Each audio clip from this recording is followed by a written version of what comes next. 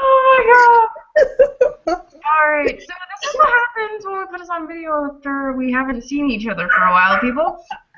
Things don't go so well. But today we are here to talk about Puberty Medley, which was requested by Alexis K, so thank you, Alexis. Yay! Thanks, Alexis. Thank you. It took a little bit for all of us to catch up, but we all got there, so now we're going to talk about it, even though it's been like a month since you wrote that comment, so I apologize greatly. We did get to it, though. That's the important thing, so let's go. What do you guys think of this one? I thought it was cute. It was interesting in that you think it was all about romance, but then it turns out to be more about this kid getting a life and living it instead of running away all the time, which I thought was pretty awesome. So, okay. As a kid who was moved around a lot in your life, you learn very quickly not to set yourself up for things. Because things can always go wrong. And the biggest part of this entire thing was not only does he ask this girl out randomly because he thinks he's moving, he also challenges the school bully and does all this kind of thing. And then his parents don't actually end up moving him. And he ends up with this, oh crap, now I gotta deal with everything moment. So he has this girlfriend he didn't count on. He's got this group of bullies that's led by the one who he challenged, and it actually ends up being way more than you thought. Well, he also has to end up singing on a national singing competition. True. So he goes through all of these things. It's like the ultimate, hey, you finally have consequences. Right? I mean, I'll be honest, I hate coming-of-age stories. I know it makes me sound like I have a cold, dead heart, but I hate them.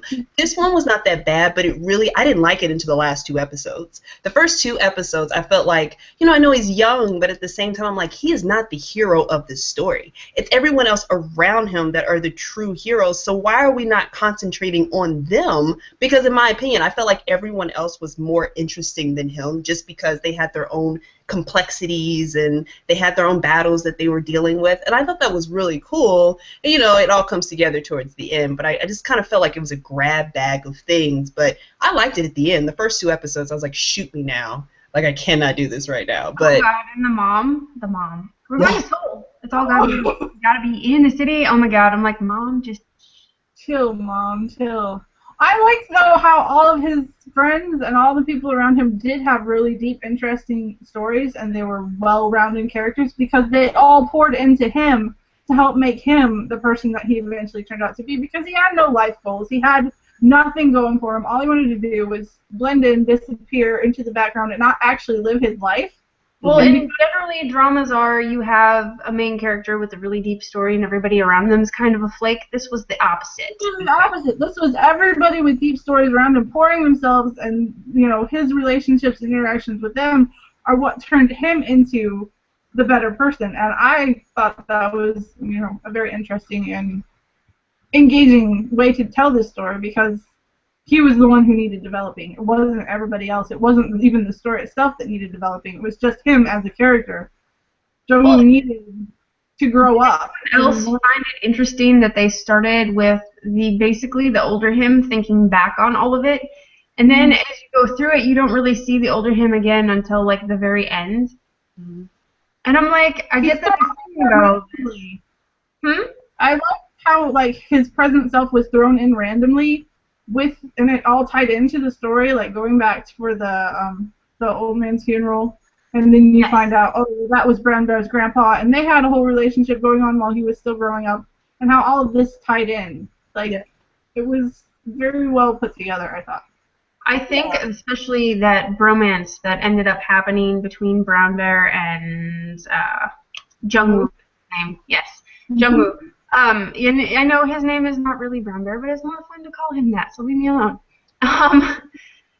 Because he ends up having this relationship with the grandfather, and then they end up clashing with each other, but they end up figuring it out and becoming friends. And you see at the funeral that the only 2 that really showed up are him and his former seatmate. Nobody else really came because no one really cared about the grandfather, or Brown Bear for that matter, because he was a bully. Or actually wasn't really a bully. It was complicated. Like, everyone was afraid of him, but it wasn't really him doing it. It was everybody around him. Well, I think at one time he was doing it, but because he befriended Ah Young's brother, and Right. then the brother set him on the right path, and so he still had this image that everybody perceived him as, even though he had changed as a person. Which again, interesting side characters with interesting stories. Yeah. I really liked Brown Dress Story in the way that he was this kid gone wrong and set on the right path by a brother who ended up passing away. And wow, there's a lot of story in this little short story. Can we Absolutely. also applaud the fact that they weren't trying to throw him and Ah-young as their older selves back together? It was just a, hey, reaching out, being friends, not a, oh my god, I'm still in love with her, I gotta go find her, which I thought was really cool, because a lot of these stories end up like that. I And don't I'm have a not, problem. See, but that's my thing though. I don't have problem with like the stories ending up like that. I'm okay with it. But this just wasn't one of those stories. I mean, I think they had like a close friendship. Jungwoo and Ah-young, they had a friendship, but I don't think it was a romantic. I think maybe they had a crush on each other towards the end, but for the majority of the special, it wasn't a romantic thing. It was more like, out of convenience, and then eventually they started to like each other. But I think ultimately what I really liked about it, pretty much this entire special, was that I think life is all about the relationships that you have with other people and how they affect who you are later on. And I think every single person, for the most part, was affected positively by the other person. And call it what it is, a lot of these characters, the main characters, were pretty much forgotten by most people. Like, they were pretty much forgotten and were considered, for the most part, nothing except for maybe Ah-young. But even with Ah-young, no one really knew her. They didn't know how stressed out she was. They didn't know what her story was. No one really concentrated on that. They just knew her as this popular girl. And I think that's really cool. I think that's really special. It wasn't like all the popular kids coming together. It wasn't heirs coming in, all the popular kids coming together. You know what I mean? Like, it was really, really sweet. Because, I mean, I associate with that. I don't know about you guys, but when I was in high school, like, I was not with the cool kids. I was with, like, the kids that I felt like were good people, and I feel like I'm still friends with them, and those are the people that matter. I think that's really special. funny story about high school, Tanya. In my senior year of high school, I had this kid come up and ask if she could sign my yearbook, which I thought was really weird. She's like, but you're so popular, can you sign mine? And I'm like, I was never popular. I'm in drama club. I'm a band geek. I'm in choir. Just because I was one of those people that floated in between groups doesn't mean I was popular. It just means I got along with everybody. I don't know what popular is. Like, I didn't know what popular was in high school. Like, that's how much I was not popular. I didn't know what that meant. I was a drama kid, too. And so it's like, that was 3 hours of my life, 5 days out of the 7 weeks. Like, that's where I was. I was in theater. Like, trust me, if I was interested in being popular, I would have done something else besides theater. I would have made other choices. Okay, so thinking about this story overall, as far as like production wise, can I just say that I need to take 5 seconds to laugh at the fact that Jungwoo's character is the only one that had multiple actors. Everybody else, their younger version and older version, were the same person. I'm like, okay. It took me a really long time to figure out that his seatmate, now I can't remember his name. Seatmate Dokwan? Dokwan, yes, thank you. His older version was actually the same actor. It took me a hot second to figure it out. All the chair and put on glasses, total Clark Kent, but for some reason my brain did not connect it until I realized that Jungwoo was not the same actor, and I'm like, huh. So I mean, like, the elementary school Jungwoo, for the 5 seconds you saw him, made sense to have a little kid. But why does everybody else's adult version the same person and he is not? Somebody explain this to me. I mean, to be fair, everyone pretty much looked like they were in their early 20s compared to him. Like, he was the only one that actually looked like he was in high school. Everyone else was right there on the edge. It was very 90210 kind of, okay, like, yeah, they're saying you're in high school, but really, you could probably go get a drink somewhere. Like, let's be honest. A lot of them look that way. Yeah, that's kind of what I was thinking. Maybe they just couldn't make him look old enough. Like, no matter how hard they tried, he does look very young, so maybe. Have you realized where else you've seen him? Because I was watching this and I'm like, oh my god, it's the kid from Modern Farmer! Woo!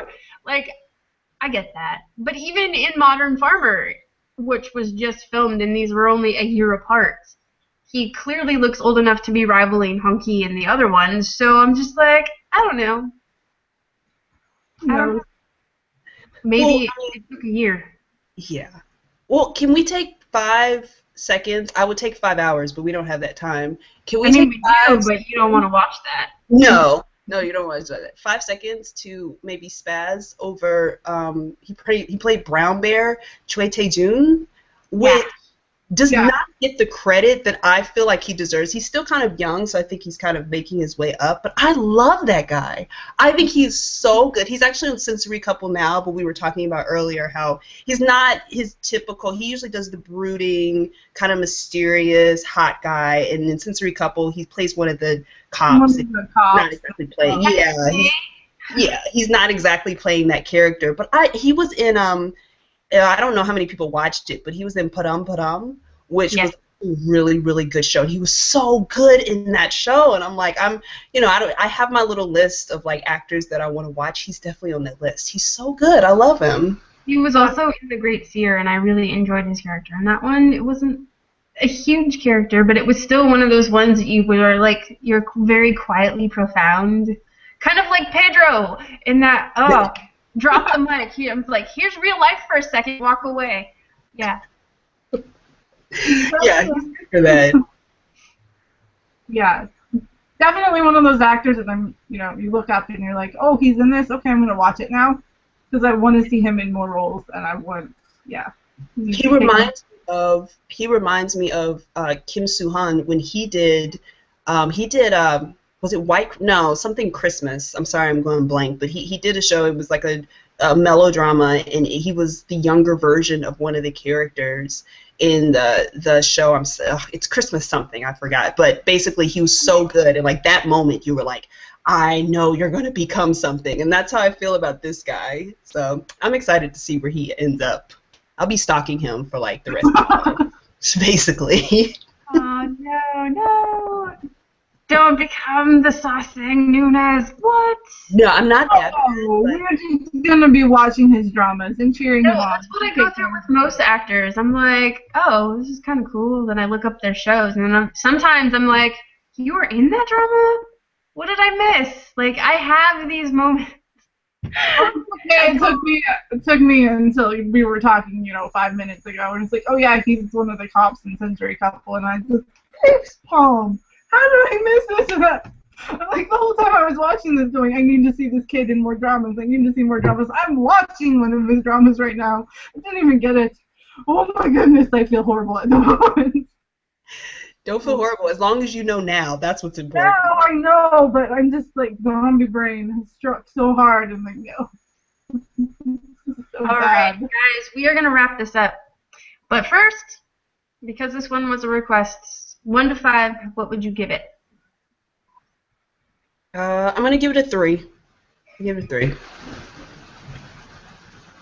I can go along with somewhere between, can I do 3.5? Yes, you can do 3.5 because that is what I would give it. That's what I would give it to. Not the most profound story, but not the worst story ever. It was definitely interesting to watch his character's progression, especially in I need to take on Brown Bear, just going to try and fight the bullies, and then runs away and then comes back. And it's an interesting way to watch the conflict that happens in his life. I like the fact that he grew up and watch it for hours. It's 4 episodes were enough. Right, definitely. But I did like the way they told the story. I like the fact that he grew as a character. He learned valuable life lessons. He applied them to his life. He grew up and he became, a person who can influence other people and help them grow. I mean, he's taken on the job as a music teacher, of all things. He's in a position where he can take the lessons that he learned from this experience in his life, this moment in his life, and apply them and help other people as well. And I think that was pretty cool. All right, guys. You know the drill. We've got a comment box. We actually do listen to requests if you do them, which we enjoy. If not, you can see us later. We'll be finishing out more episodes of Grapevine. I know we have to catch up. I'm so sorry. And then we've got some other ones that I think we're starting. This keeps going. It perpetuates. Yeah, that's a good thing. It's a good thing. All right. Anyway, we'll see you all next time. Don't forget, comment box. Bye. Bye.